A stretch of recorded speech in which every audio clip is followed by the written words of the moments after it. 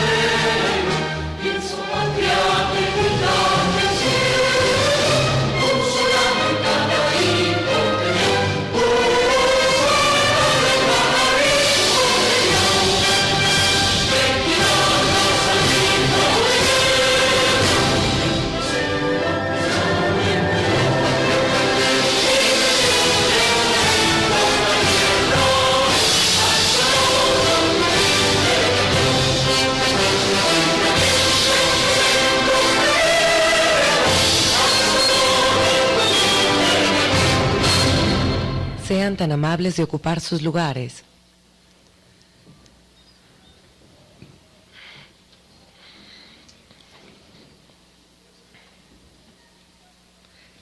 Tiene la palabra el ciudadano licenciado Fauzi Hamdan Ahmad, rector de la Escuela Libre de Derecho.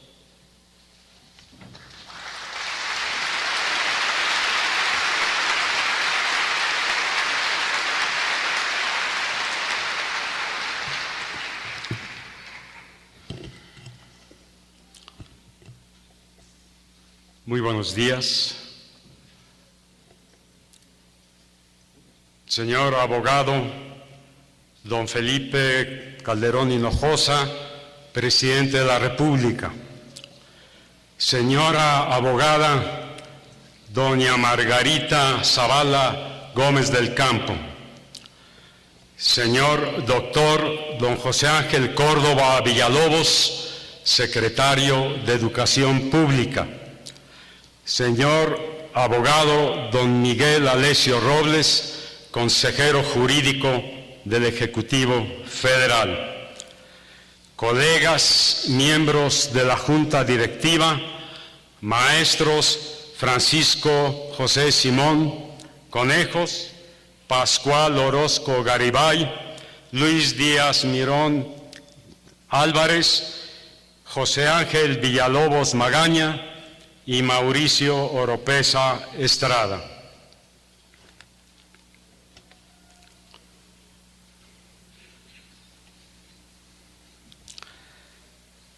Señores abogados, Fernando Franco González Salas y señor doctor Jorge Mario Pardo Rebolledo, ministros de la Suprema Corte de Justicia de la Nación. Distinguidos invitados, señoras y señores,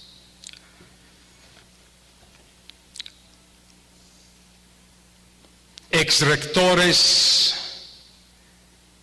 distinguidos y reconocidos, don Fausto Rico Álvarez, don Miguel Ángel Hernández Romo, don Mario Becerra Pocorroba, don Ignacio Morales Lechuga y don Jorge Gagiola. Saludo con estimación y respeto a todos los integrantes del claustro de maestros, tanto de la licenciatura como del posgrado, al igual que al claustro de alumnos que son la razón de ser de esta institución. Igualmente, saludo con gran afecto a todos los egresados presentes y ausentes que desde su fundación al día de hoy somos 3.518 que hemos recibido el título de abogado. Desde el descubrimiento del cero por los mayas, creemos que el pasado se puede dividir en décadas y de ahí los cincuentenarios y centenarios son relevantes. Cíclicamente, en todas las culturas se celebra y se revisa, se homenajea con eventos la conmemoración de un centenario. Hoy toca hacerlo a nuestra institución. La escuela nació casi al mismo tiempo de la Revolución. Al ocurrir la fundación de nuestra institución, se cumplía 1 año y 2 meses de la renuncia del presidente Díaz y 8 meses apenas de la toma de posesión del presidente Madero. Después de largos años de represión política, con euforia, decisión y entusiasmo, se entregaba el grito de libertad y un grupo de alumnos escogió esa porción de libertad de la Escuela Nacional de Jurisprudencia, desbordante de entusiasmo y de pasión, y fundó la nueva Escuela Libre de Derecho, quienes fueron acompañados por un grupo de profesores juristas insignes de renombre nacional, quienes, contagiados por los propios alumnos, fundaron esta escuela, desvinculada de toda finalidad ajena a su propia finalidad educativa. Don Emilio Rabasa fue el que formuló el documento estatutario fundatorio y en el mismo, que sirvió de exposición de motivos del estatuto, se fijaron las bases de esta institución. Independencia respecto del poder público, de la escuela libre ajena a todo fin político o credo religioso, admisión amplia en los cursos como consecuencia de la libertad que el título de la institución connota y de la repugnancia a todo exclusivismo de escuelas o credos, autonomía de la institución por medio de la autonomía de su gobierno, que expedirá los certificados de estudio con el valor de su propia respetabilidad, las confiera a los ojos de la sociedad que solo ella tiene el derecho de juzgarlo, autoridad superior constituida en la Junta General de Profesores y acción ejecutiva confiada a una comisión especial. Hasta aquí la cita. Asimismo, se dispuso desde el principio de un régimen de exigencia, responsabilidad y excelencia académica, lo que marca el significado de libertad educativa que debe representar para cualquier institución en nuestro país, gratuidad en el servicio educativo, que tiene su contrapartida en que los maestros enseñan aprendiendo. La escuela no tiene dueño. Nuestra institución se constituyó en la primera escuela de educación superior de carácter privado o particular del país, habiendo obtenido el reconocimiento y validez de sus estudios desde el año 1930, gracias al presidente Emilio Portes Gil, egresado de la Libre. Un siglo después, mantiene intactos los principios y valores que le dieron origen.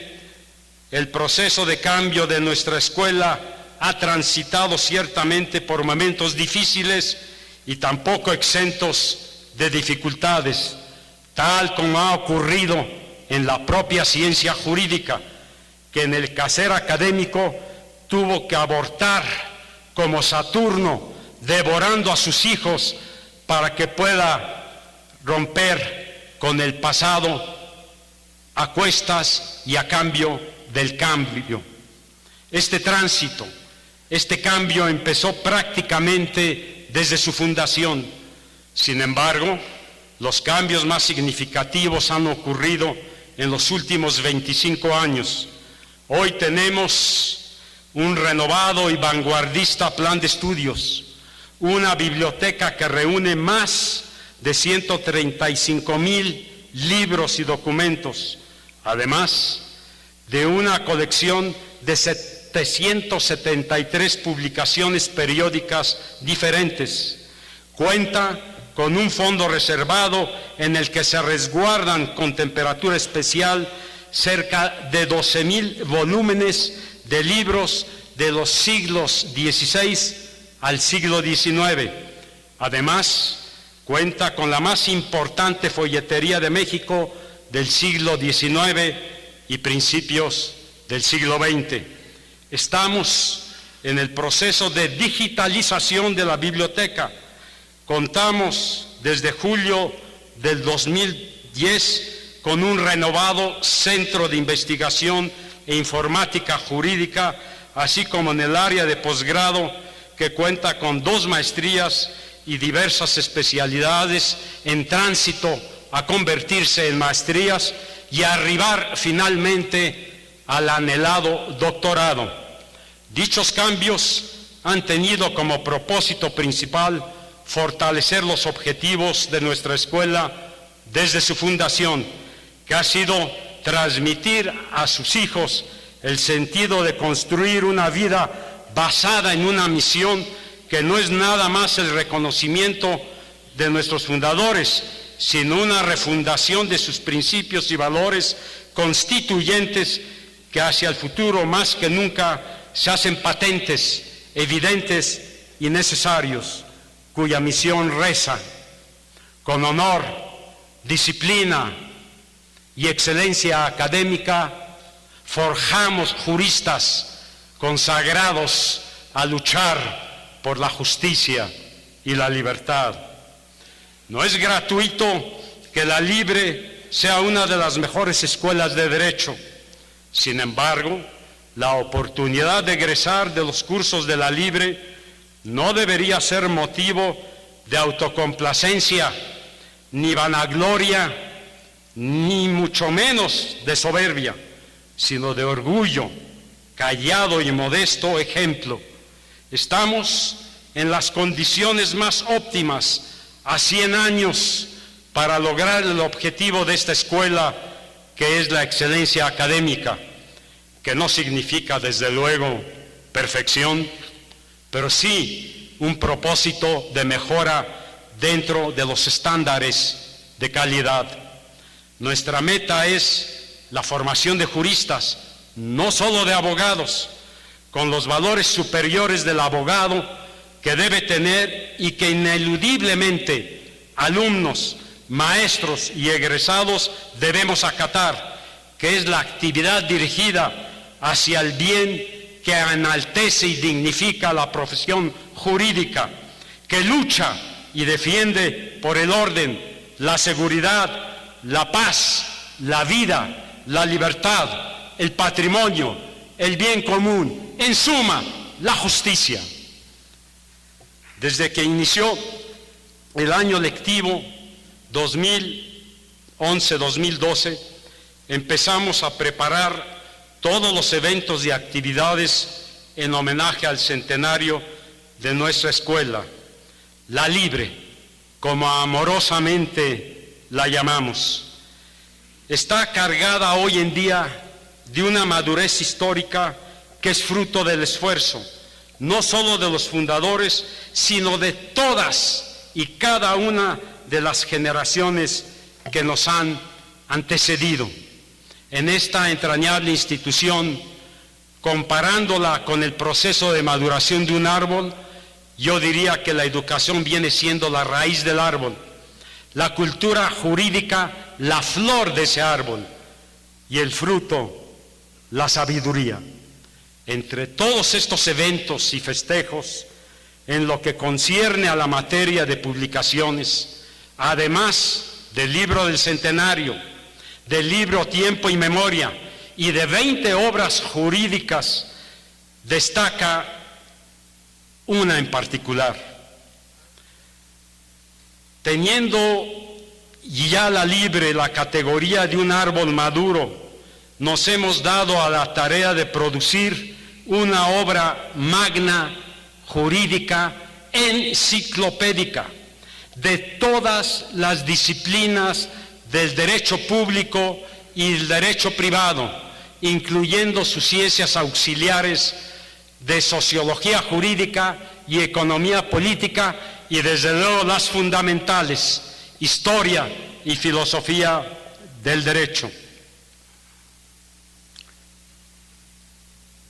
En esta magna obra, única en su género, que está en proceso de edición y publicación, han participado más de 500 ensayistas, entre maestros, egresados de esta escuela y juristas de muchas de las universidades de este país, que ahora algunos de ellos nos honran con su presencia, pero además de universidades del extranjero.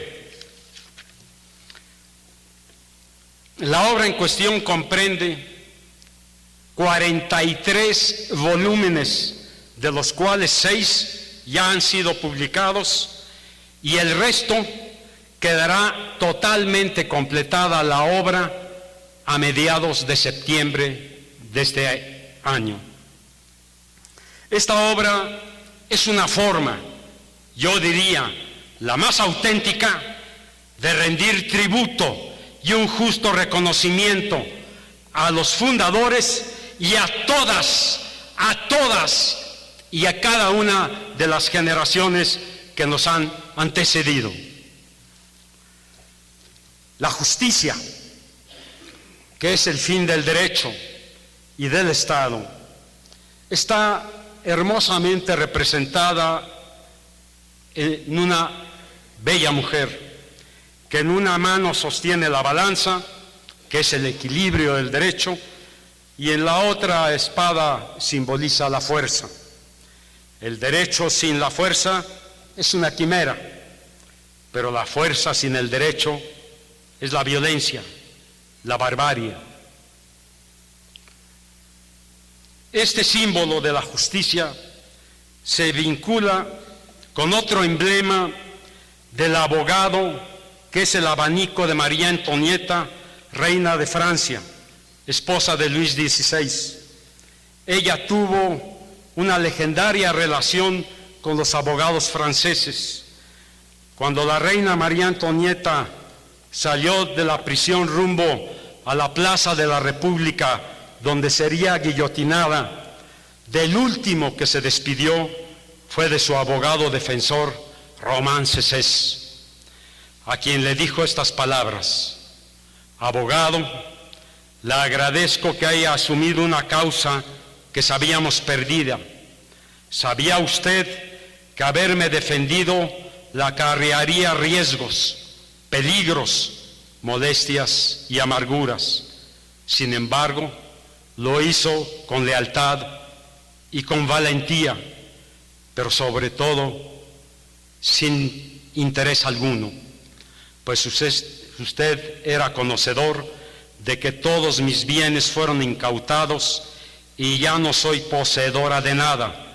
Mi única propiedad es este abanico, es lo único que me queda, y con él, que constituye toda mi fortuna, le quiero pagar sus merecidos honorarios.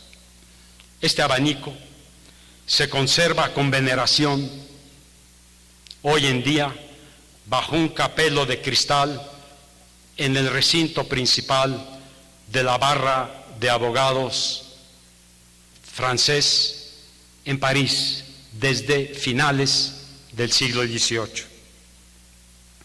Ese abanico simboliza, en consecuencia, al abogado en su lealtad, en su dignidad, en su valentía, en su desinterés y en la lucha denodada de Romain Desesés, que ante la Asamblea Popular Francesa de la Primera República, ávida de sangre, encabezada por Robespierre, se atrevió, en defensa de la reina, a llamar a sus integrantes criminales y asesinos. El lema inscrito en el oráculo de Delfos, "Conócete a ti mismo", era usado con frecuencia por Sócrates para llamar la atención a sus alumnos sobre la importancia del descubrimiento personal, en contraposición al conocimiento del mundo externo. Su insistencia en volver la vista a las virtudes de cada ser humano y descubrir la esencia de las cosas le valió pasar a la historia como el fundador de la ética. Desde su fundación ha sido transmitir a sus hijos el sentido de construir una vida precisamente fundada en que no pueda haber empresa más valiosa para el hombre que indagar su conciencia, sus emociones, sus sentimientos, para encontrar realmente el motor y la fuerza de sus pensamientos y de sus conductas. Y por lo tanto, el mayor error es desfallecer, el defecto más grande el egoísmo, el sentimiento más vil la envidia, el regalo más hermoso el perdón y la generosidad, y el don más maravilloso el amor. De modo que cada uno de ustedes, en su microcosmos, en su mundo de relaciones familiares, sociales y sobre todo profesionales, actúen siempre al amparo de esos valores, de esos principios, de esos sentimientos y de esas emociones. Pensadores, filósofos, poetas, presidentes, ministros, legisladores, políticos en general, académicos, maestros y alumnos se hinchan sus voces con las palabras grandes que nos fascinan a los pueblos: honor, excelencia académica, justicia, libertad, democracia, seguridad, orden, interés público, bien público, interés nacional y un larguísimo etcétera. Palabras que se expresan con elementos abstractos y signos, pero que transmiten una fuerte carga afectiva universalmente considerada. Los conceptos, por ejemplo, de paz, de libertad, justicia, honor, dignidad, se convierten aquí en referentes globales del lenguaje ético, del deber ser, así como las palabras amor, añoranza, horizonte, Dios supremo, hacedor y otro larguísimo etcétera, también en un lenguaje poético y etéreo.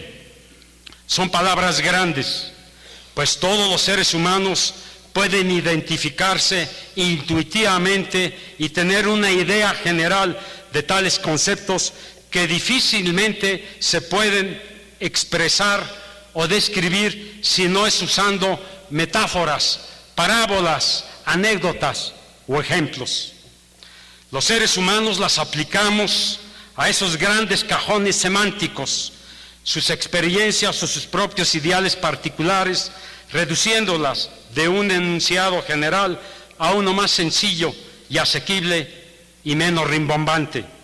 Por ejemplo, democracia sí, pero ¿qué democracia? Justicia sí, pero ¿qué justicia? Libertad sí, pero ¿qué libertad? Un claro ejemplo individualizado de los valores que he señalado en la misión o lema refundado de nuestra escuela y en los principios y valores que he mencionado, se encuentra narrado en la célebre novela de la gran novelista Harper Lee, Matar un ruiseñor, que estoy cierto y seguro que muchísimos de los presentes han leído. Y allí la autora narra un pasaje de la vida de su padre, un abogado limpio, valiente, honesto y digno, en un pueblo sureño de los Estados Unidos, al asumir la defensa de quien estaba perdido de antemano por razones de prejuicio racial, económico y social. Asumió también un pleito de resultados predeciblemente adversos, un pleito que como abogado sabía que lo tenía perdido, pero se atuvo a su valentía, a su sabiduría y a aquello en lo que creía por encima de todo, la justicia. Recuerda la autora que al concluir la audiencia de sentencia, su padre permaneció solitario y silencioso varios minutos en la mesa de la defensa. Ya en ausencia del juez, la fiscalía, el sentenciado y el jurado, solamente la galería continuaba llena del público asistente, que permaneció en silencio y de pie. La autora, entonces una niña, estuvo sentada mientras su padre decidió retirarse de la sala. Se levantó, tomó su inicua derrota con indiscutible majestad y empezó a caminar hacia la salida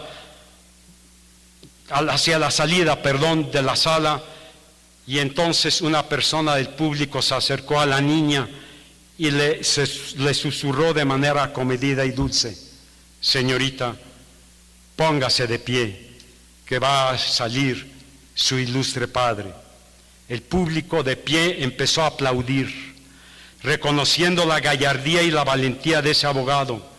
La lucha por el derecho y la justicia ha existido desde que el hombre vive en sociedad y será permanente siempre, pues el derecho requiere de esa lucha para aplicarse. El derecho no es idea lógica, sino una idea de fuerza ejercida por los poderes públicos.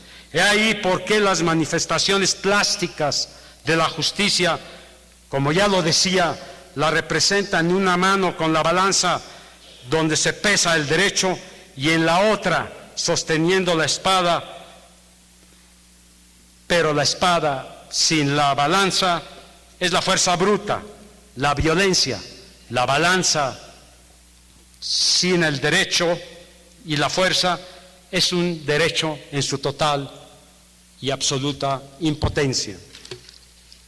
En esta dimensión de los valores y principios supremos que deben orientar al hombre en lo individual y en la sociedad, me recuerda el maravilloso pensamiento de Helen Keller.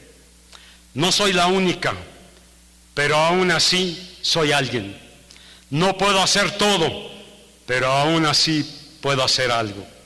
Y no renunciaré a hacer lo que sí puedo, solo porque no lo puedo hacer todo.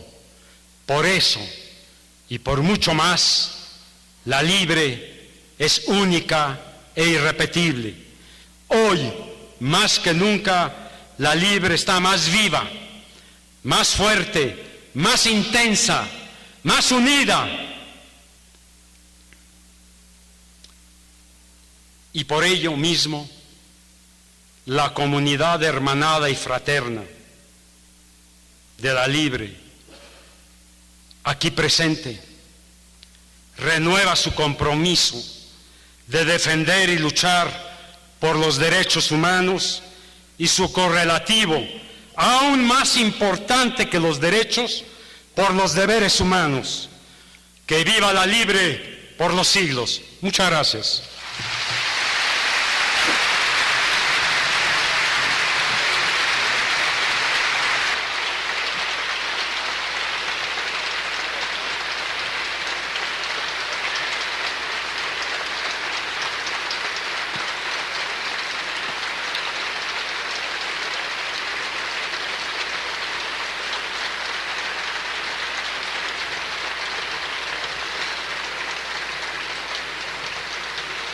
Invitamos al ciudadano presidente de los Estados Unidos mexicanos para que en compañía del rector de la Escuela Libre de Derecho realice la cancelación de la estampilla postal conmemorativa del centenario de la Escuela Libre de Derecho.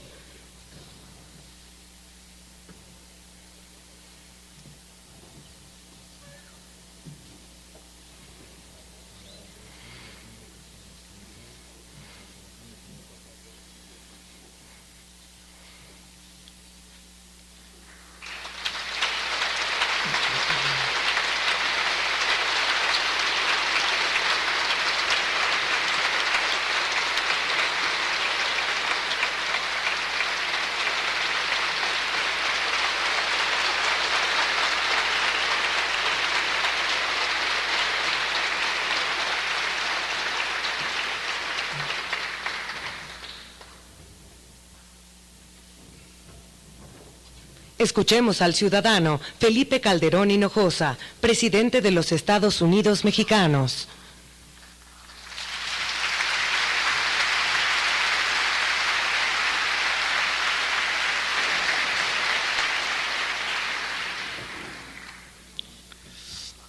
Muy estimado licenciado Fauci Handam, rector de la Escuela Libre de Derecho, muy estimados licenciados Fernando Franco González Salas y Jorge Mario Pardo Rebolledo, ministros de la Suprema Corte de Justicia de la Nación, muy apreciables señores abogados vocales de la Junta Directiva de nuestra querida escuela, muy apreciables profesores y directivos que hoy nos acompañan, muy estimados colaboradores del Gobierno federal, consejeros, secretarias, secretarios, exsecretarios, exprocuradores, aquí presentes, muy distinguidos invitados especiales, amigas y amigos. Para mí es un honor indescriptible, motivo de gran orgullo como lo es para ustedes, el poder estar el día de hoy, 24 de julio de 2012, en la celebración de estos primeros 100 años de nuestra querida alma mater, la Escuela Libre de Derecho. Como todos sabemos, en aquel 1912, un grupo de maestros y estudiantes encabezaron una huelga en la Escuela Nacional de Jurisprudencia y lo hicieron con el encomiable propósito de defender la libertad de cátedra y apartar la enseñanza del derecho de todo prejuicio político, social o religioso. Eran aquellos años en que tales sueños eran posibles y su concreción material era posible porque campeaba en el país el viento fresco de las ideas libertarias de Francisco y Madero y el inicio por él mismo de la Revolución Mexicana. Y precisamente en esa atmósfera y con tales convicciones se fundó nuestra querida escuela, una institución que a lo largo ya de un siglo no solo ha formado expertos en leyes, sino verdaderos abogados y yo diría más que eso, ha formado mexicanas y mexicanos, en su mayoría personas íntegras que en su trabajo diario luchan por hacer de México un país de leyes, un país donde la vigencia del derecho sea una realidad y donde impere la justicia y la equidad que haga posible que el nuestro sea uno más humano. Hubo quienes opinaron en aquel entonces que la Libre no duraría más allá de la temporada de lluvias. Y de aquel verano de 1912, y desde entonces, nuestra escuela ha sido semillero de eminentes litigantes, notarios, servidores públicos, académicos, jueces, ministros, directivos de empresas, procuradores, legisladores, presidentes y miles de profesionistas, no muchos miles, 3.518, 3 miles y medio, que han ejercido destacadamente la abogacía.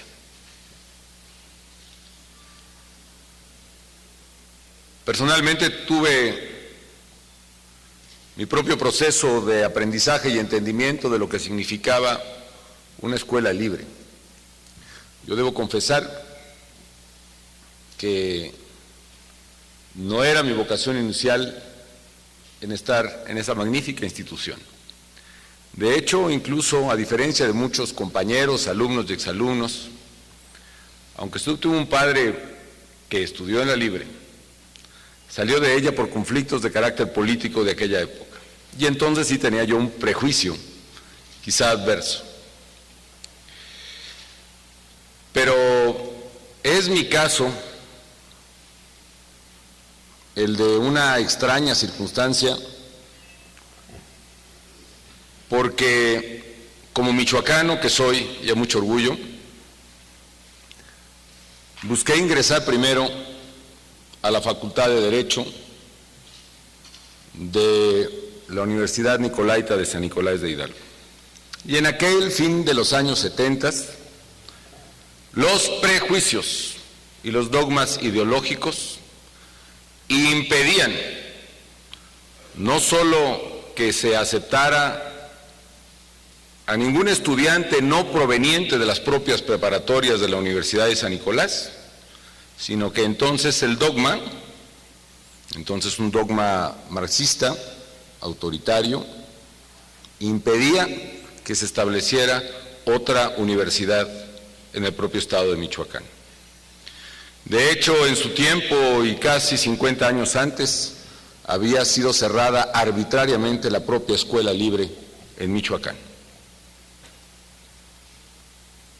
Y fui entonces a la Universidad Nacional a solicitar mi admisión a la Facultad de Derecho, aprovechando además que el bachillerato que yo cursaba en Michoacán estaba incorporado entonces a la Universidad Nacional. Y nuevamente fui rechazado. Esta vez porque el sobrecupo que registraba Derecho y otras carreras y el pase automático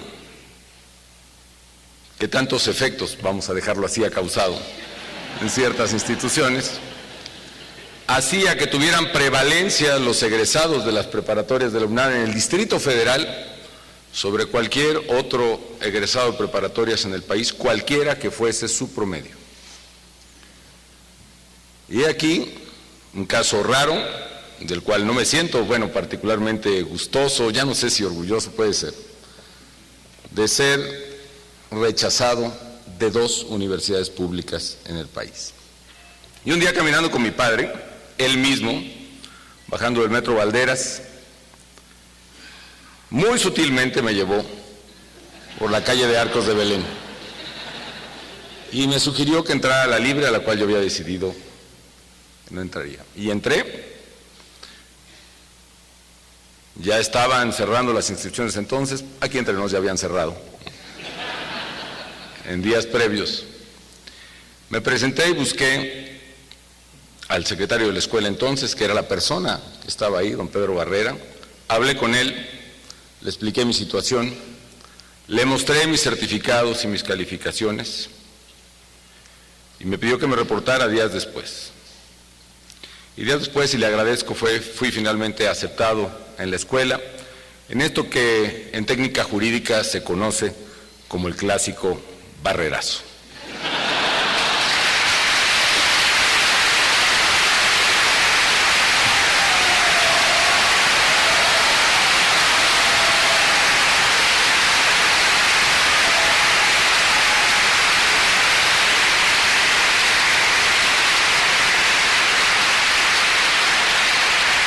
Y estoy seguro, amigas y amigos, señor rector, señores profesores, alumnos, exalumnos, que al igual que en mi caso, para ustedes o para muchos de ustedes, el estudiar en la Libre de Derecho ha constituido quizá una de las experiencias más gratificantes de la vida. Es ahí donde se encuentran muchos de los mejores amigos. Es ahí donde se aprende, sí, una disciplina, una profesión, una ciencia, una técnica, pero es ahí donde finalmente se forja un espíritu y una ciudadanía. Y a esos años de la Libre, yo debo, con gratitud, una formación que me ha acompañado precisamente como profesionista y como ciudadano a lo largo de mi vida. Y por eso no ceso de externar mi gratitud a las y a los profesores que durante estos años han labrado y mantenido el prestigio de la escuela, los valores y el enorme rigor académico que distinguen a la Libre de Derecho. Hay muchos nombres y siempre que se mencionan unos se omiten los más, pero en ese riesgo hay que mencionar a quienes no tuvimos el gusto de conocer como los grandes constitucionalistas de nuestra escuela, el propio Rabasa ya citado, Felipe Tena Ramírez y desde luego el ilustre potosino Manuel Herrera y Lazo. Filósofos del derecho como don Rafael Preciado Hernández, a quien sí tuvimos el honor de conocer, o a don Miguel Villoro Toranzo, al querido Ramón Sánchez Medal, al querido Francisco García Jimeno, al querido Raúl F. Cárdenas, a quien conocimos y ya no están con nosotros, y muchos otros que siguen siendo un referente en el estudio y en la práctica del derecho. Me da mucho gusto que esa tradición, además de excelencia, tenga continuidad en las y en los profesores que el día de hoy recibirán merecidos reconocimientos por su trabajo y su generosidad. Porque a todos ellos les expresamos nuestra admiración y nuestra gratitud, porque en sus hombros recae la tarea de seguir formando juristas notables. Me alegra además que aparentemente entiendo en gran mayoría ahora mujeres juristas notables, abogadas y abogados que sigan honrando los principios de nuestros fundadores. Los principios y los fines del derecho que aprendimos también en la escuela de nuestras maestras y maestros. El fin de la seguridad, el fin de la justicia y el fin del bien común, que son los fines propios del derecho y del Estado mismo. Yo voy a decir, queridos amigos, que como gobernante y orgulloso egresado de la Libre, mi compromiso ha sido precisamente con tales fines. Se podrán tener aciertos y errores, limitaciones o insuficiencias en el ejercicio de la voluntad humana como la de cualquier persona, pero el santo y seña, la guía señera en la conducción del rumbo del país ha sido precisamente la búsqueda incesante de seguridad, de justicia y de bien común, fines propios del derecho y, por supuesto, la preservación y vigencia de la ley y de la democracia misma. En su célebre Teoría Pura del Derecho, Kelsen manifestaba precisamente, palabras más, palabras menos, que podría haber finalmente dos aspectos fundamentales del Estado mismo. Lo que él marcaba como la estática del derecho, la estática del Estado, que es el derecho mismo. El derecho que cada vez que se actualiza el supuesto jurídico, viene una consecuencia que tiene que ser aplicada por los órganos del Estado mismo. Esta combinación que Fauci Handam hablaba, de precisamente derecho y norma, con fuerza, y en este caso fuerza pública, capaz de actuar, actualizar la sanción en el supuesto. Pero estaba también la dinámica del Estado, que es la política. Si el derecho es la estática, la política es la dinámica del Estado, y centra precisamente su actuar en constituir y en ejercer ese ente autárquico que es el Estado mismo. Comento esto, amigas y amigos, porque cada una y cada uno de nosotros, en la diáspora que implica salir finalmente de las aulas con un título profesional, o cuando menos haber participado en una portentosa ceremonia de quema de Código Civil, salir de ahí viene una diáspora que nos coloca a cada quien en la vocación que la vida nos tiene asignada. Y qué decir del talento y el éxito también de nuestras compañeras y compañeros que han abrazado con pasión y con talento, la abogacía y el ejercicio privado. Pero también yo externo, y no ceso de hacerlo, mi reconocimiento a quienes abrazan en cualquiera de sus formas el servicio público. Porque es aquí donde quizá entendemos, en el fragor de la batalla, en la dura prueba de la vida cotidiana, lo que es aquella estática del Estado, el derecho que aprendimos a amar, con la dinámica del Estado que es la política y que explica precisamente el devenir de naciones y de pueblos, porque a final de cuentas, política se vuelve con el tiempo historia, una vez que queda registrada. El derecho es eso, su ejercicio y particularmente su ejercicio desde el poder público es una compleja combinación donde tiene que hacerse acopio medular de virtudes humanas sin las cuales no pueden realizarse los fines del derecho. Porque tiene que hacerse acopio, sí, de fuerza, pero también, como decía Francesco Carneluti, de justicia. Una combinación que requiere, por un lado, la acción firme del Estado, por ejemplo, para garantizar las libertades de los ciudadanos, pero también requiere la constat et perpetuam voluntas de dar a cada quien lo que le corresponde. El Estado es, pues, lo que hace posible la armonía, una armonía que no es justa ni se entiende si no hay un derecho vigente, que sea además positivo, que sea justo y que esté ordenado al bien común, como decía Preciado Hernández, y lo enseñaban, al menos en mis tiempos, en Introducción al Estudio del Derecho, don Narciso Pérez Lara aquí también presente. El Estado, amigas y amigos, y el derecho son dos realidades que desde luego estaban cercanas y presentes a los fundadores de la Libre en aquel 1912. Y estaba la historia que vivía México entonces naciendo a una nueva etapa revolucionaria y libertaria, pronto, por cierto, traicionada, unos cuantos días después, meses después, en el criminal deceso, en el asesinato del presidente Madero. Pero esas premisas, señoras, de fines del derecho, de seguridad, de justicia y bien común, siguen siendo, insisto, el derrotero que nos hemos impuesto para poder cumplir con nuestro deber.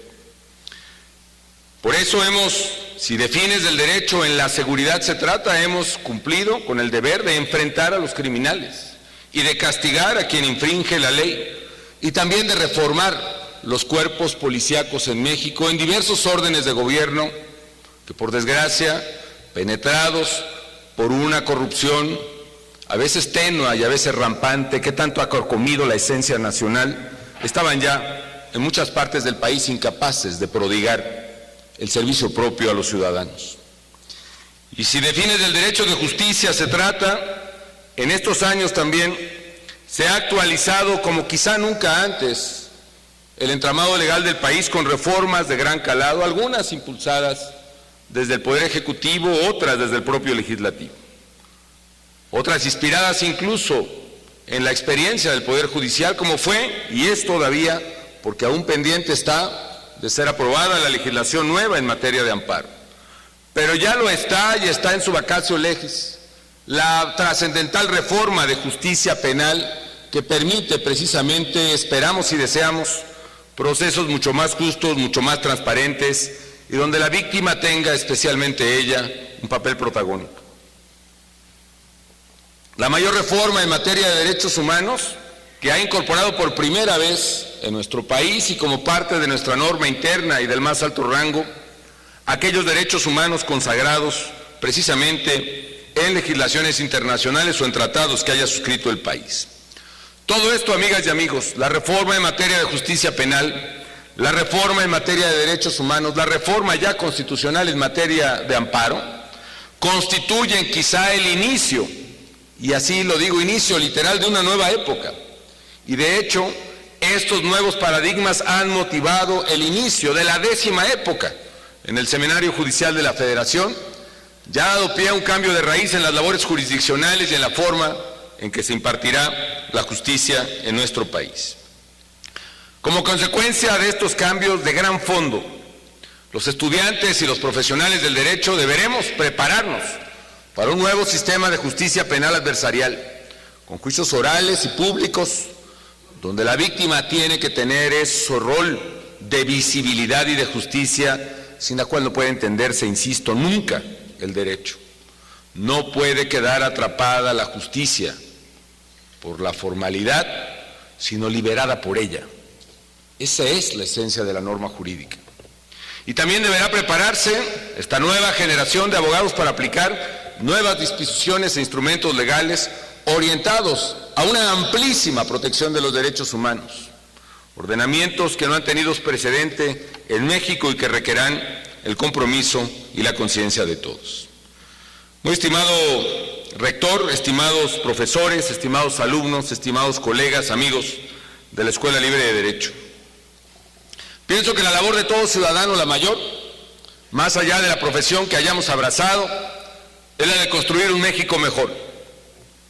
Pero si eso es concerniente a todos, lo es más a las abogadas y a los abogados, porque en nuestra vocación y en nuestra enseñanza está precisamente el compromiso con un México más seguro, un México más justo, un México más próspero. Y por eso quiero invitar no solo a todos los egresados de la Libre y a sus estudiantes a ejercer y siempre la abogacía con un enorme compromiso social, con honradez, con patriotismo y con lealtad. Particularmente a quienes abrazan la causa del servicio público, a entender que la primera obligación constitucional y ética del gobernante, que el primero y quizá el único mandato que pública y solemnemente tiene que hacer al asumir el cargo, incluso en condiciones de adversidad, como a mí me tocó asumirlo, sabía precisamente de la importancia de protestar ante la patria, la obligación primaria de cualquier servidor público, cumplir y hacer cumplir la ley y la Constitución. Ese es un imperativo, en términos de Kant, un imperativo categórico al que no puede excluirse ningún servidor público. Y por más difícil que sea para algunos entender que cumplir y hacer cumplir la ley es imperativo ético, constitucional y categórico, ese ha sido y será siempre, hasta el último día de este gobierno, el imperativo de quien hoy es titular del Ejecutivo Federal y orgullosamente exalumno de la Escuela Libre de Derecho.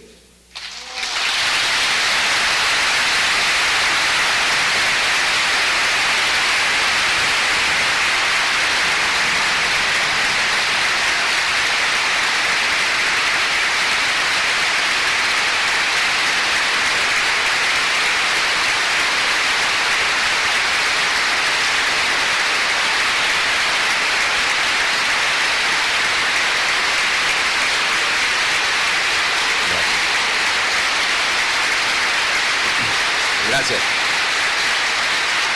Muy estimados amigos, aquellos días han marcado mi vida y estoy seguro que la de ustedes.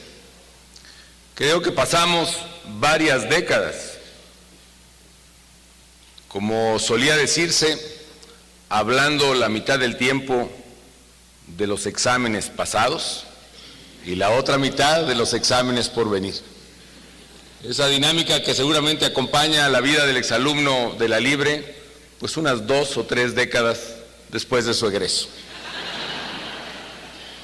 Y que solo es superada en algunos casos cuando se comienza a hablar de los exámenes de los hijos, los pasados y los que están por venir.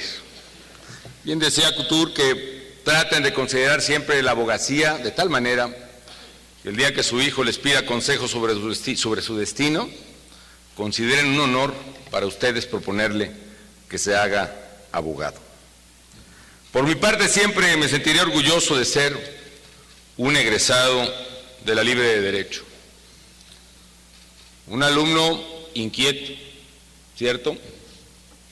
Pero siempre agradecido con las y los maestros que he tenido.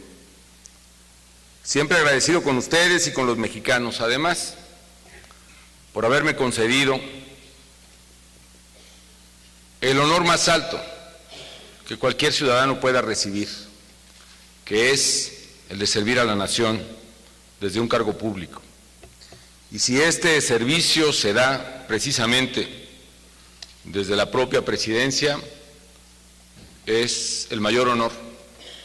Pero si servir a México es un honor, hacerlo, amigas y amigos, hacerlo en tiempos de dificultad y de prueba, es un honor múltiple, mayúsculo, que he tratado de asumir con dedicación y entrega y con absoluto amor a la patria, que también aprendí de esas maestras y esos maestros que dan clase sin cobrar y son los mejores de México.